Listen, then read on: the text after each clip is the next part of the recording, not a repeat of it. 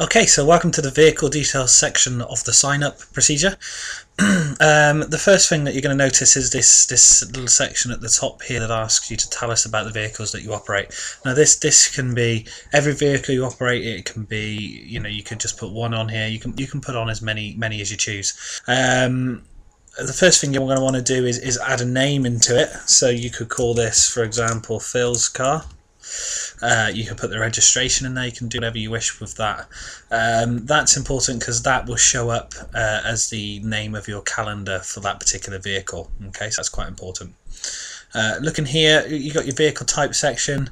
At the moment, I've got it done in bracketed vehicles that I believe exist out there, and the amount of passengers and suitcases that I believe you can get into them. However, over the coming week, that's going to change slightly.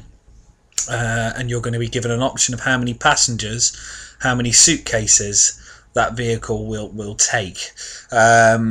Instead of us forcing you to pick one, you can tell us exactly what your vehicle will take. But that'll be an update that'll come soon, and I'll try and re-record this video when that's done. Over here you've got your rate per mile, so you've got your cost per mile, and that's important for several reasons. One, if you don't enter set prices in the next section, if you don't have predetermined set prices and all you do is work to rate per mile, then you need a figure in here. If you don't put something in here, you will show as 0 for your prices and you'll be bookable as 0, so you need to make sure you've got the figure in there, and it needs to be the correct figure. And also the second scenario, if you have a look up here, it explains a little further on this link up here how we calculate airport taxi fares.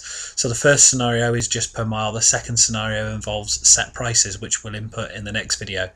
But if there's, in the calculation that we use, which is described up here, I'm not going to go into it now, it's a bit too complicated, but in the calculation that we use, if there is an excess mileage on a journey, for example, if you're driving 40 miles in the wrong direction to come back, then that excess, as calculated in line with our formula described up here, will add to your per mile rate from this section. So this is important for two reasons.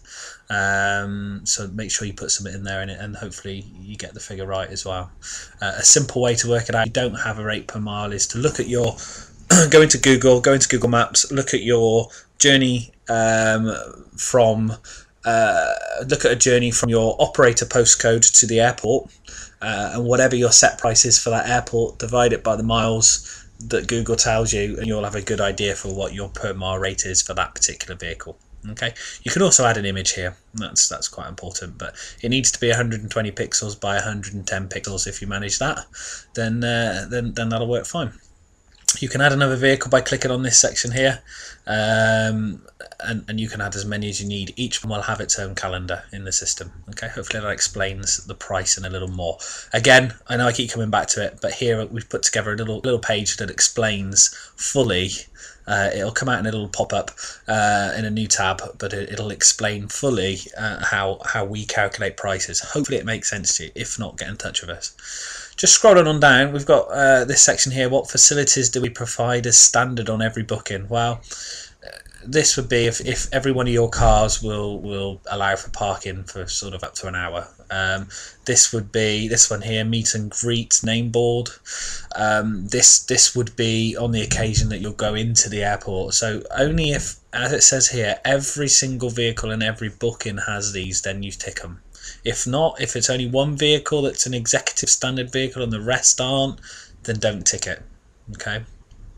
Credit cards, whether you accept credit cards for your remaining balance of 90%, that's an important one because there will be customers out there that won't want to handle cash on the day, and if you can accept credit cards, then great. The future, we may look at taking payments for you in the future if you choose that that's something you wish for.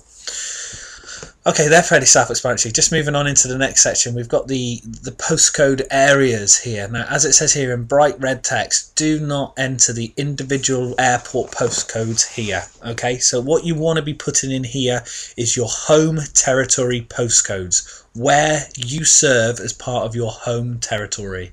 So if you're a Gloucestershire company, you will just serve GL for Gloucestershire. It's the first two letters of all the postcodes, these are. If you're a Birmingham company, you'd sort of just B. If you're a London company, maybe you're near Heathrow, then you'd choose TW. Maybe you also branch out a bit further than Heathrow. Maybe you'll go to Uxbridge, so you choose Uxbridge, UB, so on and so forth. You can tick as many as you need, but do not, I can't stipulate enough, do not put the airport postcodes in here, just your home territory. If your home is at an airport, great. Put that in, but don't put all the areas you serve in here, just your home locations. Okay folks, thanks for that. The next video will be on the next page. After you've clicked confirm down here, you'll go on to the set prices page, and there'll be another video there explaining how that works. Thanks for your time, and good luck with the rest of the form.